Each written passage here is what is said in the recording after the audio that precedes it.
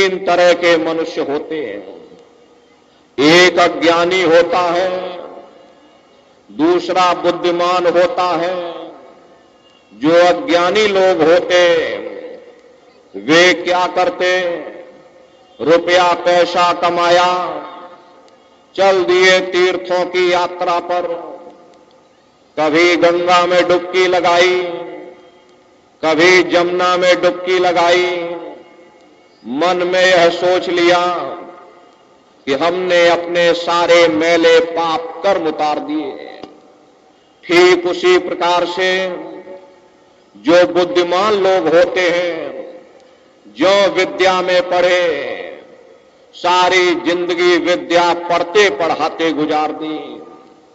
हालांकि विद्या बुद्धि का विषय है और इस परमार्थी राह में बुद्धि की कोई आवश्यकता नहीं होती।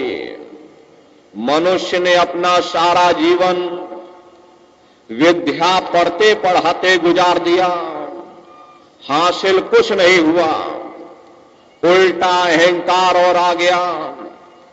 हम बड़े बुद्धिमान हो गए, हम ज्ञानी ध्यानी बन गए। आप दुनिया में नजर मार करके देखो, सब जगह पानी ही पानी है, पत्थर ही पत्थर है। न किसी को सच्चा महात्मा मिला, न किसी को सच्चा सत्संग मिला। अगर कोई कथा भी करता है, उससे जाकर आप परमार्थ की बात पूछो, उसे कुछ भी ज्ञान नहीं। विद्या पढ़कर लेक्चरार बन गए, कोई कौम का ठेकेदार बन गया, कोई मजहब का ठेकेदार बन गया। अपनी अपनी कौम, अपना अपना मजहब, अपना अपना झंडा बुलंद करने के लिए न जाने कितने बेगुनाहों का कत्ल कर दिया, कितनी औरतें विधवा हो गईं, कितने बच्चे अनाथ हो गए। नतीजा क्या रहा? चारों तरफ बर्बादी ही बर्बादी।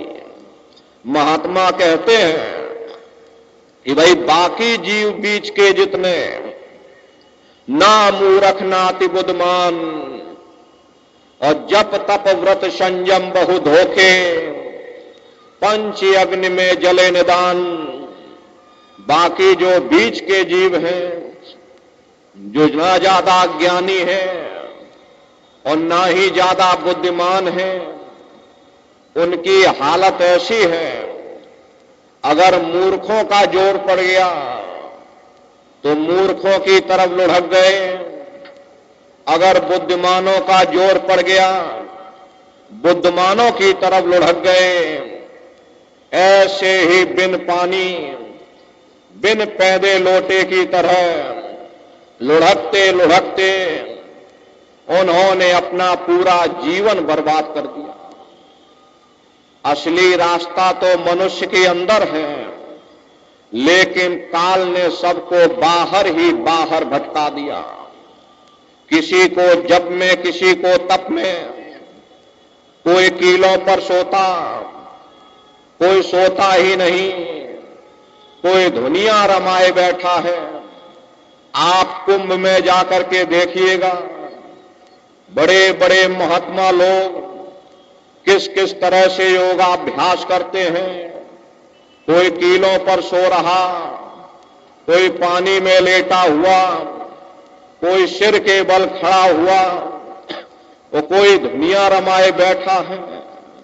चार अग्नि चारों तरफ लगा ली, पांचवी सूरज की तपिश, पंच अग्नि की दुनिया जमाए बैठे और कह रहे हम बहुत बड़ी तपस्या कर रहे। उनसे जाकर के पूछिए कि हे भले मानस, तुम्हारे अंदर पहले से ही काम क्रोध लोभ मोह अहंकार की ये पंच अग्नि पहले से ही जल रही, पहले उसे शांत करने की कोशिश करो। असली बात यह है कि सीधा रास्ता चलने को कोई तैयार ही नहीं होता।